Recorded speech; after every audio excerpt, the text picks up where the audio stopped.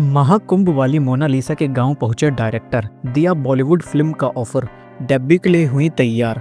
प्रयागराज महाकुंभ से देश भर में मशहूर हुई मोनालिसा अब बॉलीवुड में डेब्यू करने जा रही हैं। एक्सक्लूसिव बातचीत में बॉलीवुड डायरेक्टर सनोज मिश्रा ने ये सारी जानकारी दी। और क्या आप जानते हैं क्या होता है QR कोड का फुल फॉर्म? रोज न जाने कितनी बार स्कैन करते हैं, पर शायद ही पता होगा जवाब।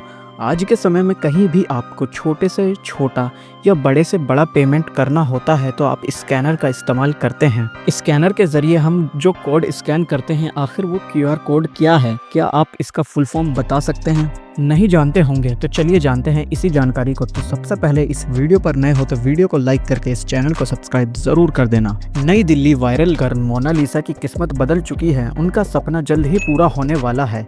पिछले कुछ दिनों से उनकी कई वीडियो सोशल मीडिया पर लगातार वायरल हो रहे हैं। प्रयागराज महाकुंभ में वे अपने परिवार के साथ माला बेचने गई थीं, लेकिन अब वे वहां से वापस अपने गांव आ चुकी हैं। दरअसल महाकुंभ में मोनालिसा के वीडियो बनाने की होड़ लगी हुई थी। इससे उनके परिवार वाले काफ़ी परेशान हो गए थे, इसलिए वे सभी वापस मध्य प्रदेश लौट आए हैं। लेकिन कब और कैसे किसकी किस्मत बदल जाए ये कहना पाना थोड़ा मुश्किल होता है। आपको ये जानकारी हैरान कर देगी कि मोनालिसा अब जल्द ही बड़े पर्दे पर छाने वाली हैं। जी हाँ, मोनालिसा को एक बॉलीवुड फिल्म का ऑफर हुआ है और वे इस फिल्म में काम करने के लिए भी तैयार हो गई हैं। दरअसल आज सुबह फिल्म डायरेक्टर सनोज मिश्रा ने न्यूज़ 18 हिंदी से बातचीत में बताया कि वे मोनालिसा को खोजने प्रयागराज महाकुंभ गए थे, लेकिन उन्हें पता चला कि वे अब अपने गांव लौट गई हैं। फिर सनोज ने पता लगाया तो पता चला कि मोनालिसा मध्य प्रदेश के इंदौर के पास स्थित एक गांव महेश्वर में रहती हैं और सनोज वहां के लिए निकल पड़े। आखिरकार सनोज की मुलाकात महेश्वर में हुई और उन्होंने मोनालिसा के घर जाकर उनसे और उनके परिवार वालों से बातचीत की। बातचीत के बाद मोनालिसा के परिवार वालों ने सनोज की upcoming film diary of Manipur में उन्हें काम करने की इजाज़त दे दी। सनोज ने माहेश्वर में से हमें एक वीडियो भी भेजा है जिसमें उनके साथ मोनालिसा नज़र आ रही हैं। वे कह रही हैं कि वे बेहद खुश हैं। वहीं सनोज ने यह भी बताया है कि अभी मोनालिसा को एक्टिंग क्लासेस की ज़रूरत है। सनोज ने कहा कि अभी फिल्म की शूटिंग शुरू होने में करीब 1 महीने का वक्त है और तब तक वे मोनालिसा को एक्टिंग क्लासेस के ज़रिए उन्हें ट्रेन करेंगे। उन्होंने ये भी बताया कि फिल्म डायरी ऑफ मणिपुर में मोनालिसा को एक अच्छा रोल देने वाले हैं, जिससे उनकी पहचान भी बन जाएगी। बता दें कि मोनालिसा पढ़ी लिखी नहीं है, लेकिन फिल्मों से उनका लगाव काफ़ी रहा है। वे कहती हैं कि सोनाक्षी सिन्हा को वे काफ़ी पसंद करती हैं। वैसे लोग उनकी आंखों की तुलना बॉलीवुड की एक्ट्रेस ऐश्वर्या राय से कर रहे हैं। नंबर 2, QR कोड को स्मार्टफोन कैमरे या QR कोड रीडर ऐप का उपयोग करके आसानी से स्कैन किया जा सकता है।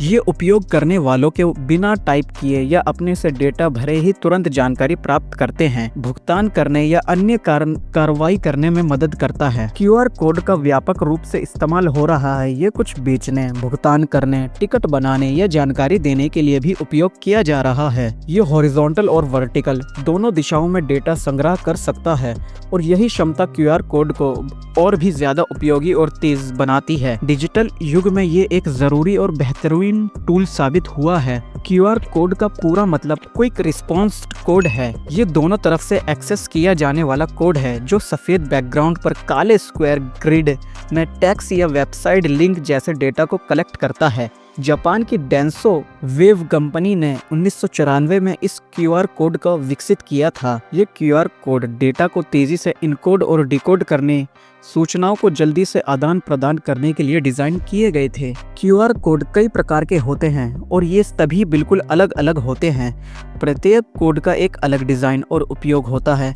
इसके मुख्य 3 प्रकार होते हैं जिन्हें अलग अलग उद्देश्यों से इस्तेमाल किया जाता है। पहला, न्यूमेरिकल QR कोड, जो संख्याओं को कोड करने, इन्वेंट्री रोकने और सीरियल नंबरों को ट्रैक करने में काम आता है।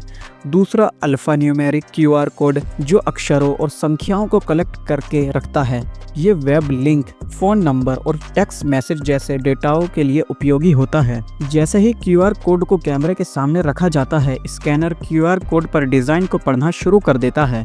डिज़ाइन में सफ़ेद बैकग्राउंड पर काले स्क्वायर और बिंदु शामिल होते हैं। स्कैनर QR कोड में डेटा को डिकोड करता है और फिर काम करता है। QR कोड ऐप्स को बढ़ावा देने में उपयोगी होते हैं। सभी ऐप में यूनिक क्यूआर कोड होता है जिसे यूजर स्कैन करके उस ऐप को डाउनलोड कर सकते हैं। ये यूजर इंटरैक्शन को भी बढ़ावा देता है। वित्तीय लेन देन के अलावा क्यूआर कोड वेबसाइटों, वीडियो और अन्य प्रचार सामग्रियों को एक्सेस करने में मदद देते हैं, चाहे कुछ ऑर्डर करना हो या फिर टिकट बुक करनी हो। ये इस प्रक्रिया को आसान बनाता है और गैर ज़रूरी भीड़ भाड़ से बचने में भी मदद कर देता है।